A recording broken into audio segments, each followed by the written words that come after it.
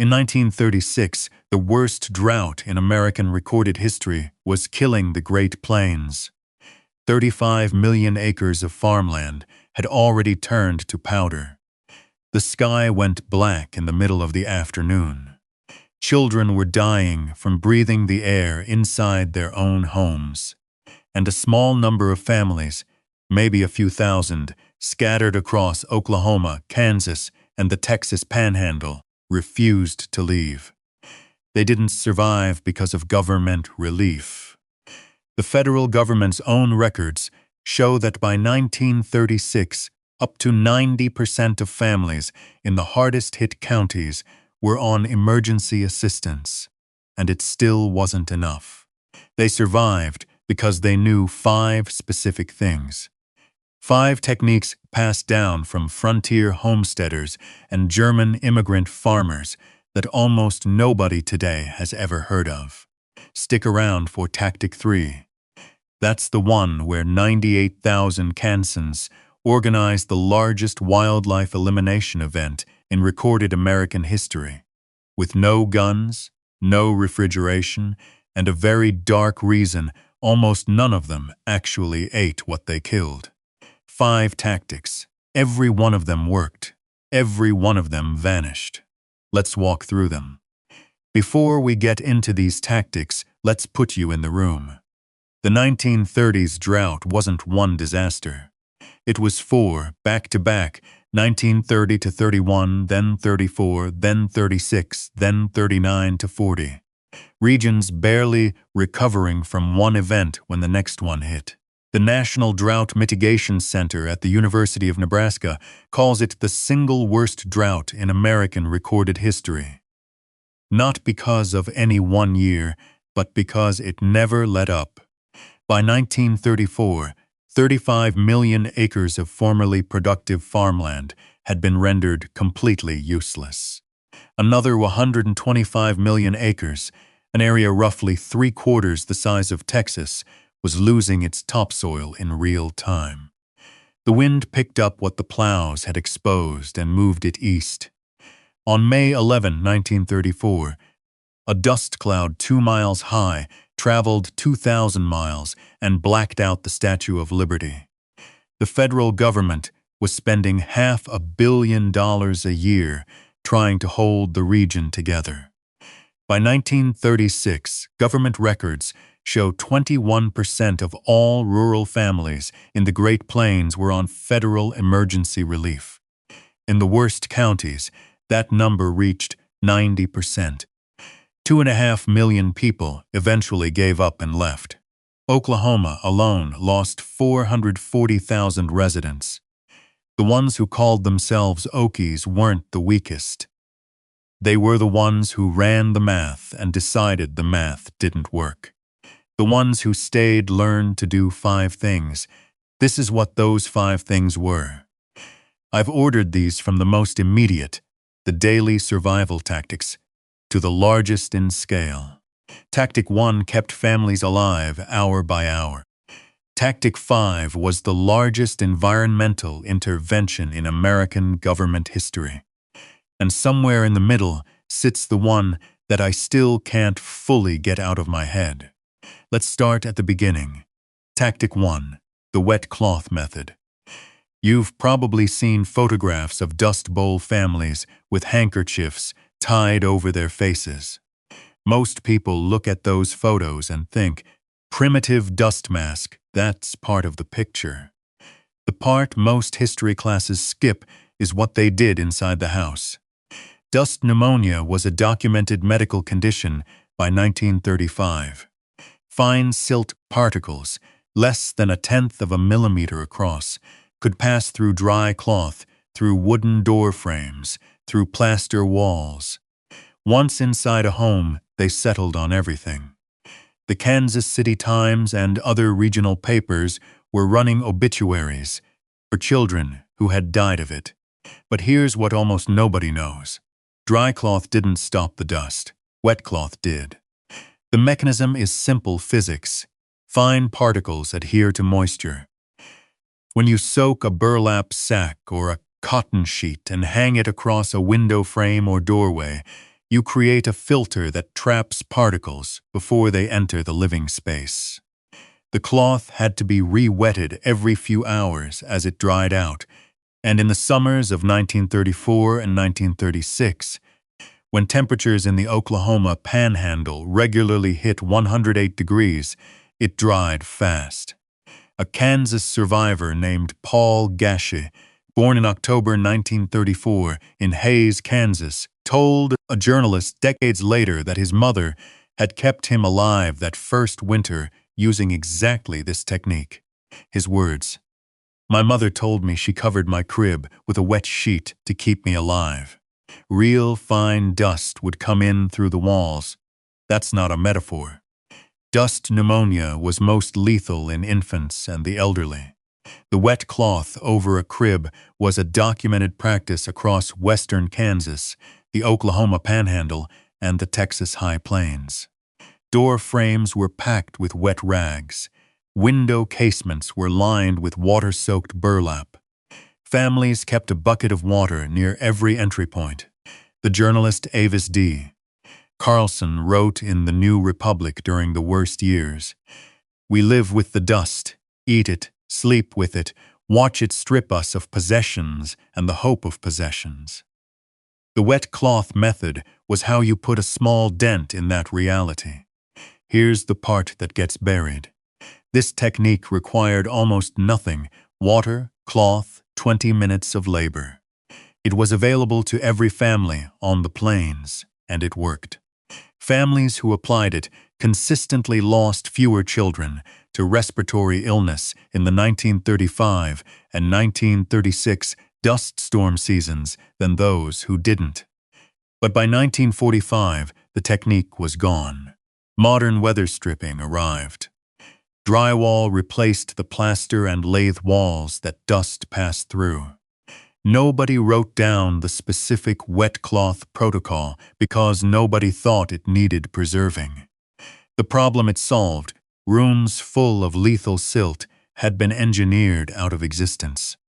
The solution died with the problem, until the next one. Most people assume the next tactic was also a defensive one, something farmers did to protect themselves. It wasn't.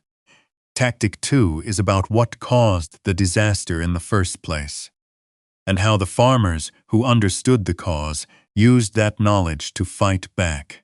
Tactic 2, the Lister furrow. If you've heard of contour farming, you know the basic idea.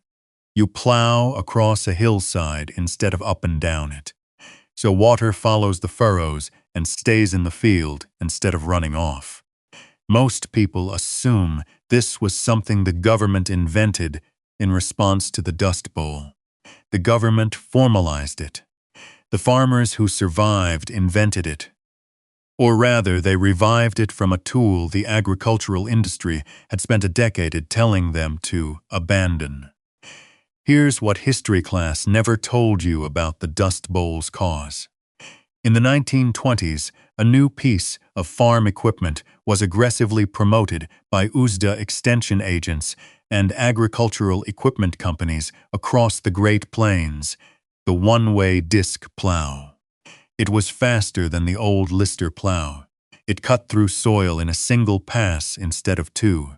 It saved time, it saved fuel, and it was modern. By the mid-1920s, hundreds of thousands of Plains farmers had switched. The University of Nebraska's National Drought Mitigation Center puts it plainly. Switching from the Lister to the disc plow greatly increased the risk of blowing soil. The disc plow sliced the topsoil horizontally and left it loose. It destroyed the root-binding structure that held the prairie soil in place.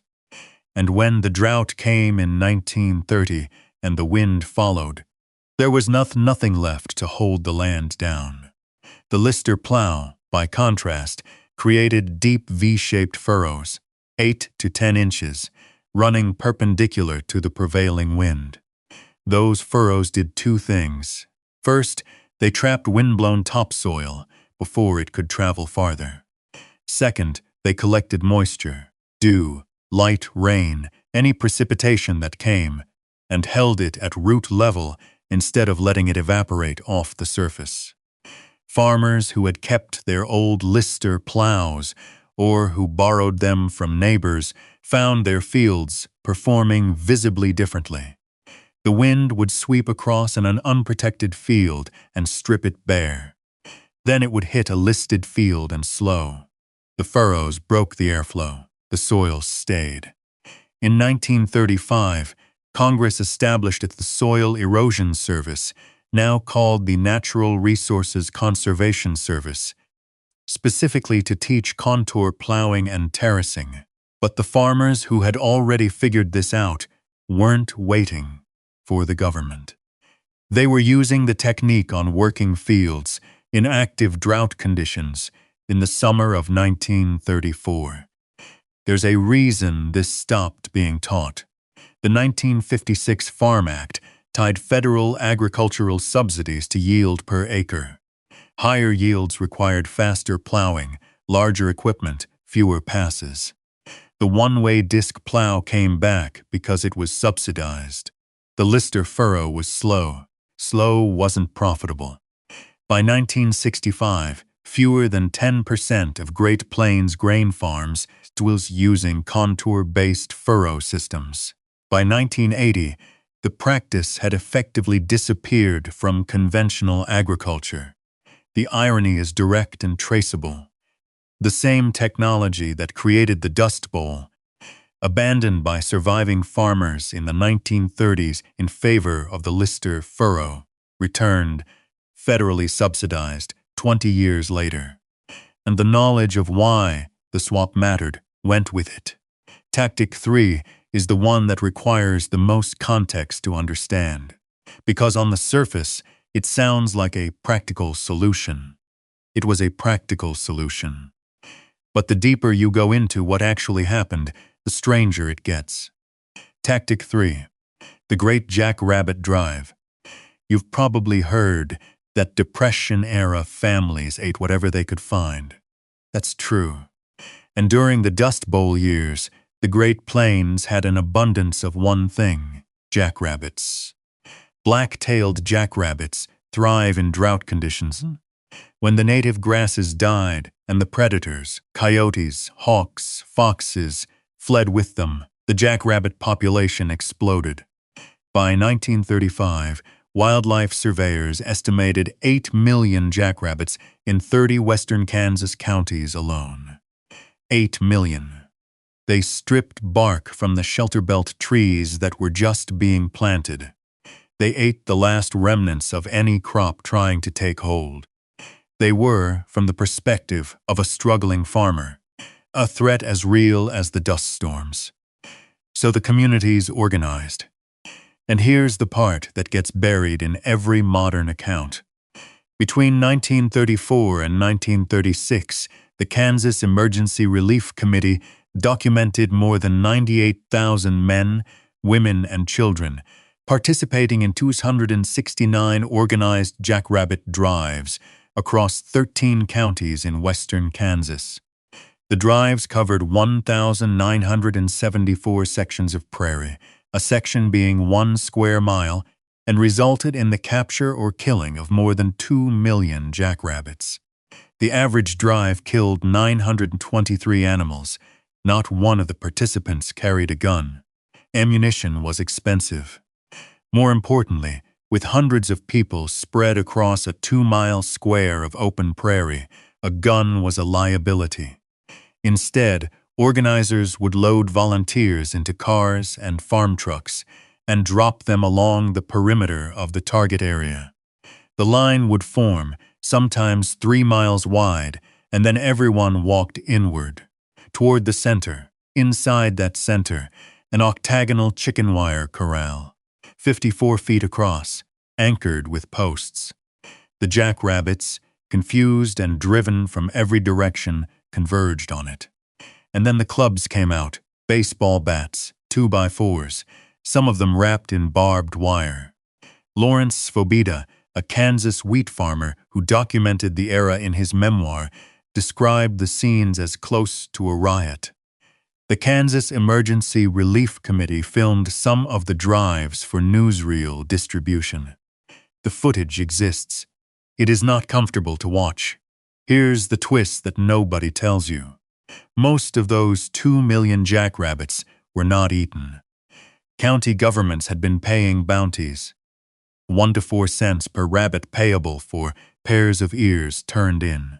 Hodgeman County stopped paying after 44,000 pairs of ears were submitted in a single season. But eating the animals was a different calculation entirely. Jackrabbits can carry tularemia, rabbit fever.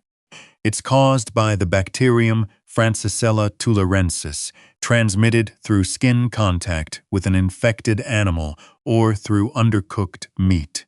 During a mass drive, where hundreds of animals were bleeding and dying in an enclosed space, the risk of contact transmission was real. Most of the jackrabbits killed in the organized drives were not consumed by humans. They were ground into fertilizer or fed to hogs and chickens. The communities that ran these drives didn't do it primarily for protein. They did it to protect what little remained of their crops. And they did it together because individually, no one family could move 1 million rabbits. The last major jackrabbit drive in American history was organized in 1981 in Mud Lake, Idaho. About 800 participants. The Idaho Humane Society and the Fund for Animals sued the organizers on animal cruelty grounds. The Idaho Supreme Court sided with the farmers. By 1983, the regional rabbit population had crashed on its own, and the drives ended. The Communal Wildlife Drive, one of the most effective large-scale pest management and food survival techniques ever organized on the American frontier, is now a historical footnote. Tactic 4 looks quieter than Tactic 3. No clubs, no corrals, no mass drives. But the reason it vanished has nothing to do with the technique becoming obsolete. It has everything to do with a federal agency, a 1970s scare campaign, and an industry that needed American families to stop trusting their own kitchens. Tactic 4, the 4-hour rule. Every family that stayed on the Great Plains through the Dust Bowl years ran the same calculation in late summer. Not money, not weather forecasts, jars. How many quarts of vegetables can we put up before the frost? How many quarts of fruit? Is it enough to get us to next harvest? The goal, passed down in farm households across Kansas, Oklahoma, and Nebraska, was specific. 2 quarts of vegetables and 1 quart of fruit for every single day of the coming year. That's 730 quarts of vegetables and 365 quarts of fruit as a minimum. One Depression-era Kansas farm woman, whose account was preserved in Capper's Farmer magazine, put the rule simply: no more than 4 hours from garden to jar. That phrase is the whole philosophy. 4 hours from the moment you picked the produce to the moment the sealed jar went onto the shelf. Green beans, picked in the morning, cleaned, cut, packed, and processed by early afternoon. Tomatoes the same, corn the same. The biochemical reason is sound. Enzymes that degrade nutritional value and flavor activate immediately after harvesting. The old farm women didn't have the chemistry to explain it. They had the result. A jar of beans put up in under 4 hours kept its color, texture, and nutrition through winter. A jar put up in 8 hours didn't, and here's the part that gets buried. This wasn't occasional hobby canning. This was a military precision annual survival operation with clearly defined roles. The husband and older children worked the garden and hauled the produce.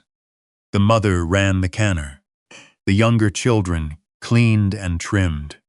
The entire family's winter nutrition depended on executing this system correctly, on schedule, for weeks. It was the backup food supply, the emergency reserve, and the primary vitamin source all in one.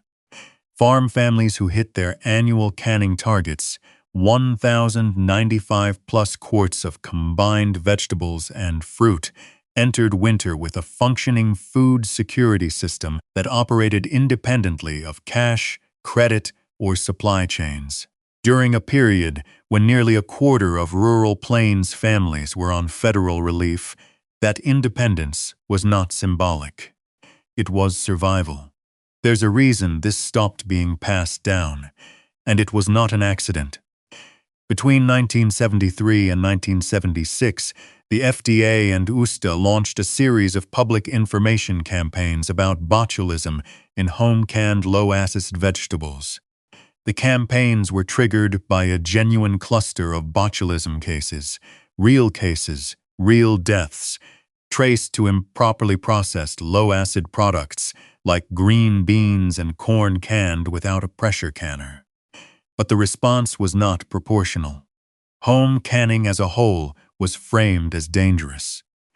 The messaging reached millions of households that had been canning safely for generations. By the late 1970s, the Extension Service reports from multiple plains states showed a sharp decline in home canning participation, particularly among families under 50. The Ball Corporation, one of the primary jar manufacturers, actually benefited from the scare by selling pressure canners. But the knowledge itself, the 4-hour rule, the specific processing times, the judgment calls that every experienced home canner made automatically. That knowledge went with the generation that stopped practicing. Your grandmother may have known it. Her daughter probably didn't. If tactics 1 through 4 are the individual responses, what single families did in the face of the disaster, tactic 5 is the collective one. The one that took an idea, 220 million trees, a 100-mile-wide corridor stretching from the Canadian border to central Texas, and the labor of the Civilian Conservation Corps, and tried to change the climate of an entire continent. It almost worked. Tactic 5, the Great Plains Shelter Belt. On March 18, 1935, on a farm outside Willow, Oklahoma, a man named George R. Phillips walked to a spot in the dirt and planted a tree. It was an Austrian pine. Pinus nigra, drought-tolerant, wind-resistant, fast-growing. Phillips was Oklahoma's first state forester. The tree he planted was the first in a federal program that would eventually put 220 million trees into the ground across the Great Plains. You've probably heard that FDR planted trees. Most people stop there. What history class never told you is what those trees were actually designed to do, and how precisely they worked. The U.S. Forest Service had calculated, based on wind erosion measurements across the plains, that the primary driver of topsoil loss wasn't rain deficiency alone. It was wind velocity. Unobstructed wind across a flat, bare surface, exactly what the Great Plains had become after decades of plowing, accelerated exponentially. Trees perpendicular to the prevailing wind reduced that velocity. Lower velocity meant less lift. Less lift meant less erosion. And the trees also reduced evaporation from the soil surface, increasing the effective moisture retention of every acre they sheltered. The physics was simple. The scale was staggering. President Roosevelt initiated the project in 1934, the year after Black Sunday. The program called for planting a 100-mile-wide zone of shelter belts from the Canadian border in North Dakota all the way to the Brazos River in Texas. It crossed 6 states, the U.S. Forest Service estimated the project would cost $75 million over 12 years. Native trees were used: red cedar, green ash, cottonwood, Austrian pine, planted along fence rows, paid for by farmers who received federal compensation for maintaining them. By 1942, 30,233 individual shelter belts had been planted, 220 million trees. 18,000, 600 square miles of new windbreak corridor. The program has since been described as the largest and most focused effort of the U.S. government to address an environmental problem in American history. George Phillips planted the first tree in March 1935. The Civilian Conservation Corps provided most of the labor. And within a decade of the planting, the difference in wind erosion rates between shelter-belted and unshelter-belted land was measurable and significant. Then 1941 happened. The United States entered World War II. Every federal dollar that had been flowing toward drought recovery and soil conservation suddenly had a different destination. The Prairie States Forestry Project, the formal name of the Shelter Belt Program, was transferred from the U.S. Forest Service to the Soil Conservation Service in 1942, and official federal planting stopped entirely. The trees didn't die, but the federal maintenance program did. And without maintenance, many of the shelter belts began to deteriorate. The spacing became wrong. Old trees weren't replaced, invasive species moved in. By 2010, Kansas State Forester Larry Biles told reporters, "Many shelter belts in Kansas and throughout the central Great Plains are old and are no longer providing the benefits that they used to."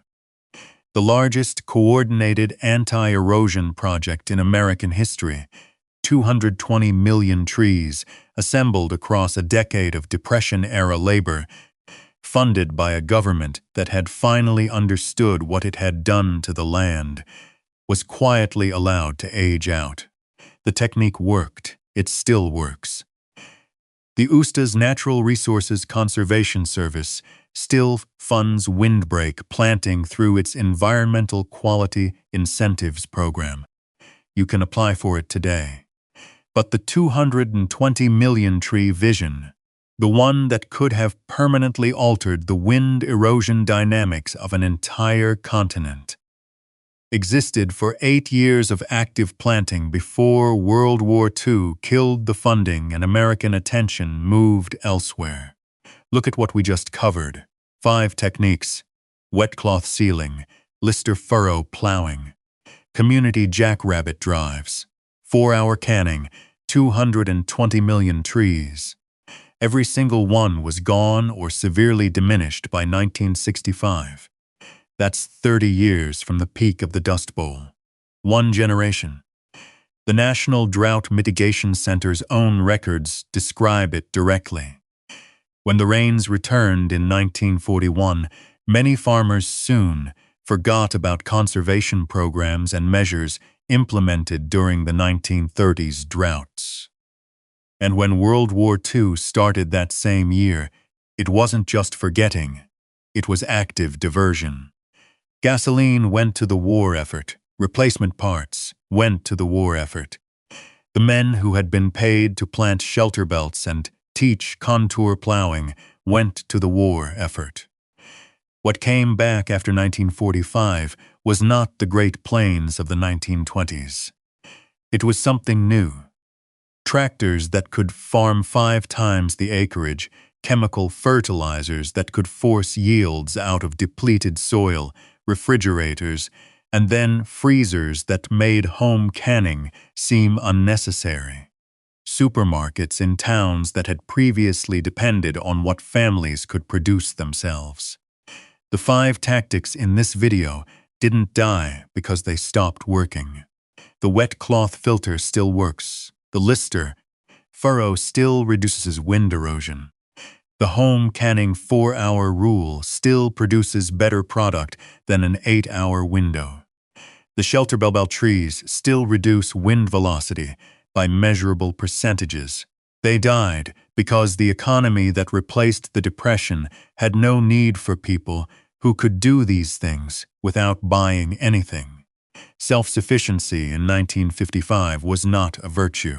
The Lister furrow and contour plowing techniques are experiencing a documented revival in the regenerative agriculture movement.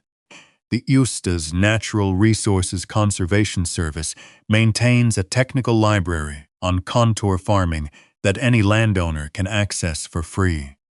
It's the same agency that grew out of the 1935 soil erosion service. They've been teaching contour techniques continuously since then. It never fully died, it just left mainstream agriculture. The 4-hour home canning rule is still completely valid, and the University of Nebraska Extension Service, the Ball Blue Book, and the USDA Complete Guide to Home Canning all publish specific tested processing times. The botulism risk is real but manageable. The issue was always low-acid vegetables processed without a pressure canner, not canning itself. The knowledge that got lost was judgment and precision. Both are still teachable. On jackrabbits, rabbit meat is lean protein, nutritionally dense, and still legal to hunt across most of the United States. Tularemia is real. Cooking rabbit to an internal temperature of 165 degrees kills it completely. The communal drive as an organized pest management technique is gone, but the underlying food value of jackrabbit and cottontail as a protein source that requires no refrigeration infrastructure is unchanged. And the Shelter Belt program? The USDA still funds it. The Environmental Quality Incentives Program, through the NRCs, provides cost-share payments for windbreak installation on agricultural land. You can apply through any local NRCI service center. The science hasn't changed. The trees still work the same way they did when George Phillips planted that first Austrian pine in Willow, Oklahoma, in March of 1935. The knowledge didn't die. It just moved to the edges. 5 tactics, all of them born in catastrophe. All of them effective. All of them largely gone. If you're the kind of person who made it to the end of a 30-minute video about wet burlap and Lister plows, you probably already know which of these has something to say to your own situation. You don't need a disaster to revive them. A garden, county extension office, an NRC's application, a bag of flour sack cloth. The entry cost for most of these is near zero. The families who stayed on the Great Plains in 1936 weren't special. They weren't stronger or smarter or tougher. They just knew 5 things that most Americans had stopped bothering to know. And when the sky went black at noon, those 5 things were enough. Next video, the Depression-era root cellar system.